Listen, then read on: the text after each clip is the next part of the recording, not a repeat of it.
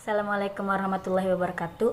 Kami dari kelompok 4 ingin mempresentasikan materi tentang mata pelajaran yang telah kami cari, yaitu materi Sejarah Kebudayaan Islam pada Lembaga SMA.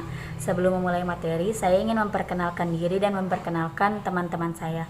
Yang pertama ada Bang Anang Ma'ruf, yang kedua ada Bang Bagus Kurniawan, yang ketiga ada Bang Niamul Umam Baijuri, yang keempat ada Mbak Khilfi Rahmatul Ummah, yang kelima ada Mbak Izatul Latifah, yang keenam saya sendiri si Nisa. Saya akan membahas sejarah kebudayaan Islam pada semester ganjil kelas 10. KD atau kompetensi dasar yang pertama dari semester ganjil kelas 10, yakni pertama meyakini kebenaran dakwah Nabi Muhammad SAW di Mekah. Yang kedua, bersikap tangguh dan rela berkorban menegakkan kebenaran sebagai ibrah dari sejarah strategi dakwah Nabi di Mekah. Yang ketiga, menganalisis substansi, strategi, dan penyebab keberhasilan dakwah Nabi Muhammad SAW di Mekah. Yang keempat, menyajikan keterkaitan antara substansi dan strategi dengan keberhasilan dakwah Nabi Muhammad SAW di Mekah. Dalam materi semester ganjil SKI di kelas 10 ini, kita akan mempelajari tentang meneladani perjuangan Rasulullah SAW di kota Mekah. Yang pertama, kerasulan Nabi Muhammad SAW dan wahyu pertama. Wahyu pertama yang diterima Rasulullah adalah Quran surat Al-Alaq ayat 1-5. Rasulullah SAW menerima wahyu pertama di Gua Hiro. Lalu ada ajaran-ajaran pokok Rasulullah SAW di kota Mekah, yaitu kita akan mempelajari tentang akidah dan akhlak mulia. Lalu ada strategi dakwah Rasulullah di Mekah. Yang pertama, dakwah Rasulullah secara diam-diam atau al-da'wah bisir. Yang kedua, dakwah Rasulullah secara terang-terangan atau al-da'wah al-jahri. Lalu ada reaksi kafir Quraisy terhadap dakwah Rasulullah SAW. Kafir Quraisy sangat menolak dan menentang dakwah Nabi. Berbagai upaya mereka lakukan, mulai mengajak berdialog dengan mengiming-imingi berbagai bantuan hingga kekerasan yang dilakukan terhadap Rasulullah SAW dan para sahabat. Puncak dari kejengkelan mereka adalah dengan cara memboikot Rasulullah SAW dan para sahabatnya serta pengikutnya dari boikot ekonomi dan politik. Lalu ada sebab penolakan kafir Quraisy. Yang pertama, kesombongan dan keangkuhan. Yang kedua, fanatisme buta terhadap leluhur. Yang ketiga, eksistensi dan persaingan kekuasaan. Lalu ada dakwah keluar Mekah. Dakwah keluar Mekah. Setelah orang-orang Quraisy tidak mau menerima dakwah Nabi, beliau pun mengalihkan dakwanya kepada kabilah-kabilah Arab di luar Quraisy. Nabi mencoba mengajak orang-orang Taif, namun ia ditolak, bahkan diejek, diusir, dan dilempari batu. Nabi tidak putus asa. Ia terus menyampaikan dakwahnya kepada kabilah-kabilah Arab yang datang berziarah ke Mekah setiap tahunnya. Dakwah Nabi mendapat sambutan dari orang-orang Madinah, dan dia pun mengadakan perjanjian Aqobah atau perjanjian pertama dan kedua. Setelah perjanjian Aqobah kedua, Nabi pun hijrah ke Madinah. Peristiwa hijrah kaum muslimin, yang pertama hijrah ke Habasyah, yang kedua hijrah ke Madinah.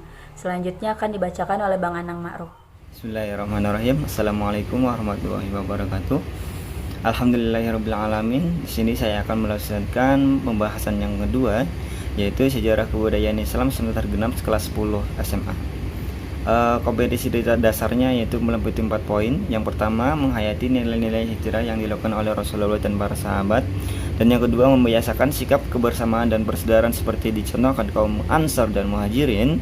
Dan yang ketiga, menganalisis strategi hijrah yang dilakukan Rasulullah dan para sahabat. Yang keempat, yaitu menceritakan peristiwa hijrah Rasulullah saat ke Madinah. Untuk materinya, yaitu meneladani perjuangan dakwah Rasulullah SAW di Madinah. Pembahasan yang pertama yaitu memahami perjuangan dakwah Nabi Muhammad SAW. Hijrah adalah titik awal dakwah Rasulullah SAW di Madinah. yaitu wafatnya istri tercinta Siti Khadijah dan pamannya Abu Thalib, yang selalu menjadi pembela utama dari ancaman para kaum Quraisy. Beban Rasulullah SAW dalam berdakwah menyebarkan ajaran agama Islam semakin berat. Di sisi lain, kesedihan penduduk Madinah yaitu Yathrib memikul tanggung jawab bagi keselamatan Rasulullah SAW. Merupakan tanda yang jelas bagi kelanjutan dakwah Rasulullah SAW ke Madinah. Ada beberapa faktor yang mendorong Rasulullah SAW hijrah ke Madinah. Yang pertama, pada tahun 620 Masehi telah datang 13 orang penduduk Madinah menemui Rasulullah SAW di Bukit Aqabah. Mereka berikrar memeluk agama Islam. Yang kedua, pada tahun berikutnya 622 Masehi datang lagi sebanyak 73 orang dari Madinah ke Mekah, yang terdiri dari suku Aus, Khazraj, yang pada awalnya mereka datang untuk melakukan ibadah haji, akan tetapi kemudian menjumpai Rasulullah SAW dan mengajak beliau agar hijrah ke Madinah. Mereka berjanji akan membela dan mempertahankan Rasulullah SAW dan pengikutnya serta melindungi keluarganya, seperti mereka melindungi anak dan istri mereka. Faktor lain yang mendorong Rasulullah SAW hijrah ke Madinah yaitu pemboikotan yang dilakukan oleh kafir Quraisy kepada Rasulullah SAW dan para pengikutnya, yaitu Bani Hashim dan Bani Mu'allib. Pemboikotan tersebut berlangsung selama 3 tahun dan sangat dirasakan dampaknya oleh kaum muslimin. Kaum muslimin merasakan derita dan kepedihan atas pemboikotan ekonomi tersebut. Namun semua itu tidak menyurutkan kaum muslimin untuk tetap bertahan dan membela Rasulullah SAW. Setelah melalui pemikiran yang mendalam disertai perintah langsung dari Allah Subhanahu wa Ta'ala untuk hijrah ke Madinah, disusunlah rencana Rasulullah SAW dan seluruh kaum muslimin untuk hijrah ke Madinah. Peristiwa hijrah Rasulullah SAW dari Mekah ke Madinah dilakukan dengan perencanaan yang sangat matang. Kaum muslimin diperintahkan untuk terlebih dahulu menuju Madinah tanpa membawa harta benda yang selama ini menjadi milik mereka.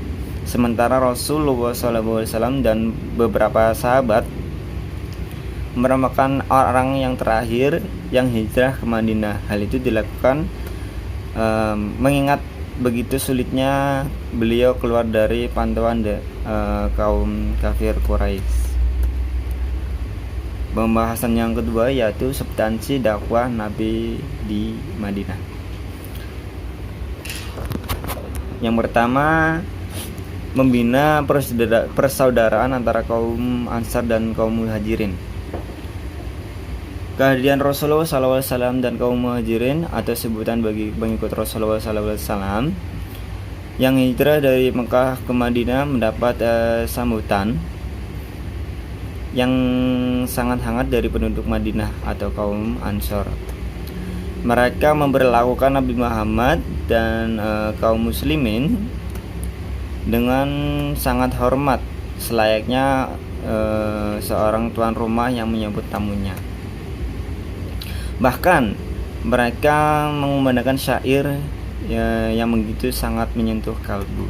Yang kedua, membentuk masyarakat yang berlandasan ajaran agama Islam. Poin-poinnya ada beberapa poin. Yang pertama, kebebasan beragama, tujuan ajaran yang dibawa Nabi Muhammad. Maksudnya adalah memberikan ketenangan kepada penganutnya dan memberikan jaminan kebebasan kepada kaum muslimin Yahudi dan Nasrani dalam menganut kepercayaan agama masing-masing. Dengan demikian, Nabi Muhammad SAW memberikan jaminan kebebasan beragama kepada Yahudi dan Nasrani yang meliputi kebebasan berpendapat, kebebasan beribadah sesuai dengan agamanya, dan kebebasan mendakwahkan agamanya. Hanya kebebasan yang memberikan jaminan dan dalam mencapai kebenaran dan kemajuan menuju kesatuan yang integral dan terhormat. Yang kedua, azan, sholat, zakat, dan puasa. Ketika Nabi Muhammad SAW tiba di Madinah, bila waktu sholat tiba, orang-orang yang berkumpul bersama tanpa dipanggil lalu berpikir untuk menggunakan trompet saat akan didirikannya sholat. Ada yang mengajukan bagaimana dengan memakai trompet seperti Yahudi, tapi Nabi tidak menyukainya. Lalu ada yang mengusulkan lagi dengan menabuh genta seperti yang dilakukan oleh Nasrani. Menurut satu sumber atas usul Umar bin Khattab dan kaum muslimin, serta menurut sumber lain berdasarkan perintah Allah Subhanahu wa taala untuk melakukan sholat sebelum sholat, yaitu dilakukannya dengan azan. Yang ketiga, mengajarkan pendidikan politik, ekonomi, dan sosial. Dalam bukunya 100 tokoh paling yang berpengaruh di dunia sepanjang sejarah, yaitu Michael Hart yang menempatkan Rasulullah SAW Nabi Muhammad pada urutan pertama, menyatakan bahwa beliau adalah satu-satunya orang dalam sejarah sangat berhasil baik dalam hal keagamaan maupun keduniaan. Dalam urusan politik, Rasulullah SAW menjadi pemimpin politik yang amat efektif. Hingga saat ini 14 abad pasca wafatnya, pengaruhnya sangat kuat dan merasuk. Yang ketiga, strategi dakwah Rasulullah SAW di Madinah. Meletakkan dasar-dasar kehidupan bermasyarakat sesampainya di Madinah, Nabi Muhammad SAW segera meletakkan dasar-dasar kehidupan bermasyarakat. Dasar-dasar kehidupan bermasyarakat yang dibangun Nabi Muhammad yaitu meliputi beberapa poin. Yang pertama, Rasulullah SAW membangun beberapa masjid di kota Madinah. Yang kedua, Rasulullah SAW membangun ukhuwah Islamiyah yang ada di penduduk Madinah. Yang ketiga, menjalin persahabatan dengan pihak-pihak lain dan yang non Muslim. Sekian dari saya penjelasan yang kedua. Kemudian penjelasan yang ketiga akan dilanjutkan oleh teman saya, yaitu Sejarah Kebudayaan Islam semester ganjil kelas 11. Akan dijelaskan. Sekian dari saya dan terima kasih. Selanjutnya saya akan menerangkan tentang materi semester ganjil kelas 11, yakni kompetensi dasarnya, yakni 1. Mengakui bahwa nilai-nilai Islam dapat mendorong kemajuan kejayaan Islam yang dinantikan kembali. Kedua, bersikap rukun dan kompetitif dalam kebaikan sebagai implementasi dari nilai-nilai kejayaan Islam. Yang ketiga, menelaah kejayaan Islam yang dinantikan kembali. Yang keempat, menyajikan kaitan antara perkembangan peradaban Islam pada masa kejayaan dengan prinsip-prinsip yang mempengaruhinya. Baiklah, semester ganjil kelas 11 ini terdapat 3 materi, yakni 1. Periodisasi sejarah Islam. Yang kedua, masa kejayaan Islam. Dan yang ketiga, yaitu tokoh-tokoh pada masa kejayaan Islam. Di sini saya akan menerangkan sedikit tentang kejayaan Islam, yakni zaman kejayaan Islam adalah waktu ketika filsuf atau ilmuwan dan insinyur di antara Islam menghasilkan banyak kontribusi untuk perkembangan teknologi dan budaya, baik dengan mempertahankan tradisi yang sudah ada ataupun dengan menambahkan penemuan dan inovasi itu sendiri. Selanjutnya yaitu langsung saja kita akan melanjutkan materi tentang sejarah kebudayaan Islam semester genap kelas 11. Nah, materi dasarnya itu sudah tertera di makalah. Ya. Kompetensi dasarnya sudah tertera di makalah dan materinya itu tentang bangkit dan bangunnya Islam. Yang pertama, Islam pada modern. Dalam kurung 1800 sampai sekarang, Islam pada periode ini. Nah, itu dikenal dengan era kebangkitan umat Islam. Nah, Kebangkitan umat Islam itu disebabkan oleh adanya benturan antara kekuatan Islam dengan kekuatan Eropa. Benturan itu menyadarkan umat Islam bahwa sudah cukup jauh tertinggal dengan Eropa. Hal ini dirasakan sekali oleh kerajaan Turki Utsmani yang langsung menghadapi kekuatan Eropa yang pertama kali. Kesadaran tersebut membuat penguasa dan pejuang-pejuang Turki tergugah untuk belajar dari Eropa.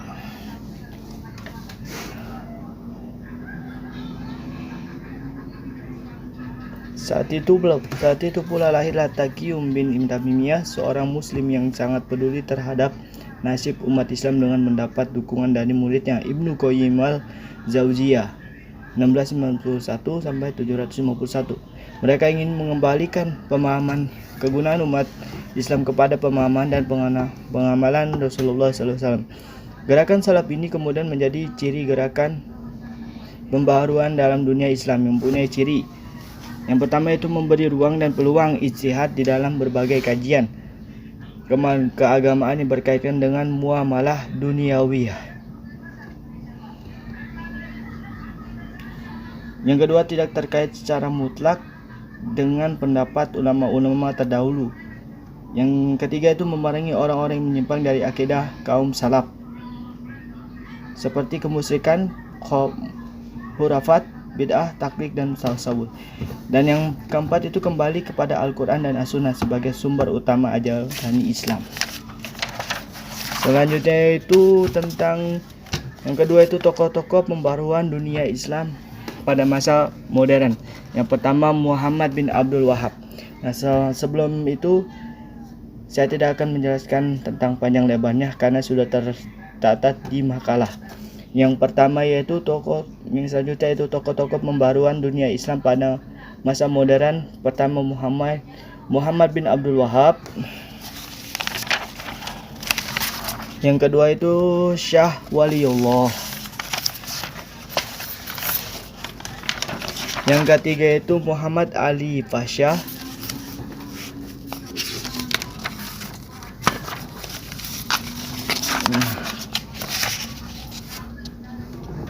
Dalam tokoh-tokoh itu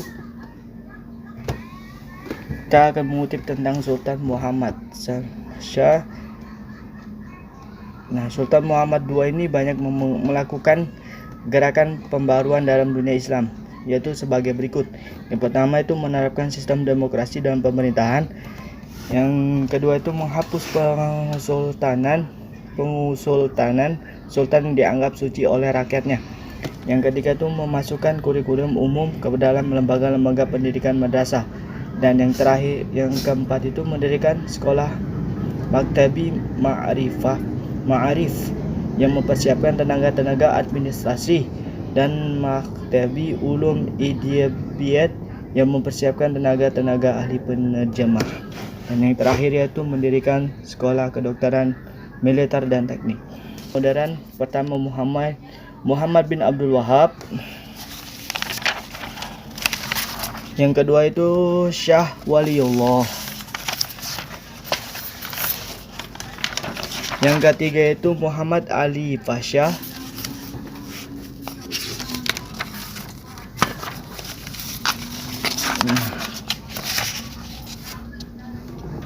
Dalam tokoh-tokoh itu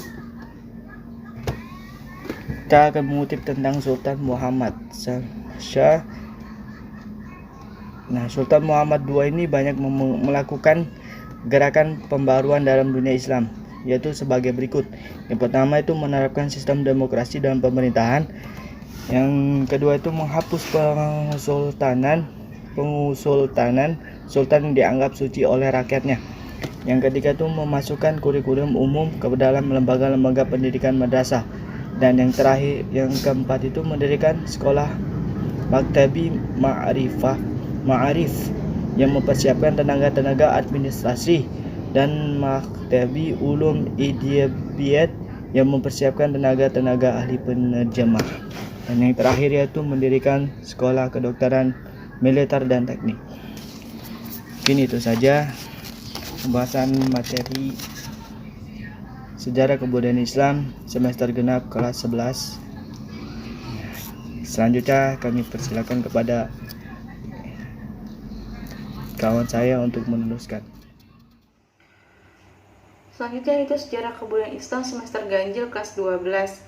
Kompetensi dasarnya itu yang pertama memahami strategi dakwah dan perkembangan Islam di Indonesia. Yang kedua mendeskripsikan strategi dakwah dan perkembangan Islam di Indonesia. Berisi materi rahmat Islam bagi Nusantara. Yang pertama itu masuknya Islam ke Nusantara. Para pakar sejarah berbeda pendapat mengenai sejarah masuknya Islam ke Nusantara. Setidaknya terdapat 3 teori besar yang dikembangkan oleh Ahmad Mansur Suryanegara yang terkait dengan asal kedatangan, para pembawanya, dan waktu kedatangannya.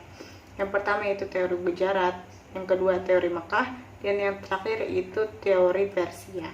Baik teori Gujarat maupun teori Persia, keduanya sama-sama menetapkan bahwa Islam masuk ke Nusantara pada abad ke-13 Masehi, namun teori Mekah menetapkan kedatangan Islam ke Nusantara jauh sebelum itu, yaitu pada abad ke-7 Masehi, saat Rasulullah masih hidup. Selanjutnya itu strategi dakwah Islam di Nusantara. Dalam konteks dakwah Islam, strategi dakwah yang dimaksud adalah kegiatan-kegiatan yang dilakukan oleh para mubalik yang membawa misi Islam di dalamnya.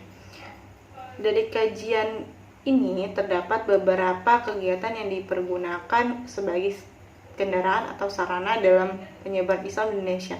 Di antaranya adalah perdagangan, perkawinan, pendidikan, kesenian, dan tasawuf. Selanjutnya itu perkembangan dakwah Islam di Nusantara. Berdasarkan bukti-bukti yang ada, teori Mekah cukup meyakinkan untuk dipilih, yaitu bahwa agama Islam sudah masuk ke wilayah Nusantara pada abad ke-1 Hijriah atau ke-7 Masehi. Namun saat itu perkembangan masih belum pesat dan meluas. Pada abad selanjutnya baru terjadi perkembangan lebih pesat, terutama setelah abad ke-7 Hijriah atau ke-13 Masehi. Selanjutnya itu kerajaan Islam. Ada beberapa kerajaan Islam yang terkenal di Nusantara. Yang pertama itu Samudra Pasai, Kerajaan Aceh, Kesultanan Demak, Pajang, dan yang terakhir itu Mataram. Selanjutnya itu gerakan pembaruan Islam di Indonesia. Secara garis besar ada 2 bentuk gerakan pembaruan Islam di Indonesia. Yang pertama yaitu gerakan pendidikan dan sosial, yang kedua yaitu gerakan politik. Baik, kemudian pembahasan selanjutnya yaitu sejarah kebudayaan Islam di kelas 12 pada semester genap. Pada semester ini mempunyai kompetensi dasar diantaranya yaitu 1. Menunjukkan sikap semangat melakukan penelitian di bidang ilmu pengetahuan sebagai implementasi dari pemahaman dan perkembangan Islam di dunia. Nomor 2 yaitu menganalisis faktor-faktor kemajuan dan kemunduran peradaban Islam di dunia. Yang ketiga yaitu mendeskripsikan faktor-faktor kemajuan dan kemunduran peradaban Islam di dunia. Pada semester ini materi-materi yang dibahas yaitu tentang rahmat Islam bagi alam semesta, yang membahas tentang 1. Perkembangan Islam di dunia. Pada pembahasan ini akan dijelaskan tentang bagaimana masuknya Islam di benua Asia, Afrika, dan Eropa. Kemudian pembahasan yang kedua yaitu masa peradaban Islam di dunia, yang membahas tentang cabang atau bidang ilmu yang berkembang pada masa itu. Di antaranya yaitu ilmu filsafat, kedokteran, astronomi, bahasa dan sastra, kesenian, sejarah dan geografi, fikih, dan yang terakhir yaitu ilmu tasawuf. Pembahasan yang ketiga yaitu masa kemunduran peradaban Islam yang terjadi pada periode pertengahan bagian pertama yaitu pada tahun 1250 sampai 1500 Masehi, yang kemudian disusul dengan munculnya 3 kerajaan besar. Faktor-faktor kemunduran peradaban Islam pada pembahasan ini diambil dari pendapatnya Ibnu Khaldun yang bersifat internal dan eksternal. Oke, kemudian kesimpulan yang dapat ditarik pada pembahasan kami pada kesempatan hari ini dapat diketahui bahwasanya pada semester genap di kelas 12 mata pelajaran sejarah peradaban Islam dapat disimpulkan bahwasanya pada kelas 10 itu membahas tentang sejarah Rasulullah di Mekah dan juga perjuangan dan strategi dakwah Rasulullah SAW di Madinah. Kemudian pada kelas 11 yaitu membahas tentang periodisasi sejarah Islam, masa kejayaan Islam, kemudian tokoh-tokoh pada masa kejayaan Islam. Kemudian pada kelas 12 membahas tentang perkembangan Islam di dunia, kemudian masa kemajuan dan kemunduran peradaban Islam di dunia. Mungkin cukup itu dari kami yang dapat kami presentasikan pada pertemuan kali ini. Kurang lebihnya mohon maaf. Cukup sekian. Wassalamualaikum warahmatullahi wabarakatuh.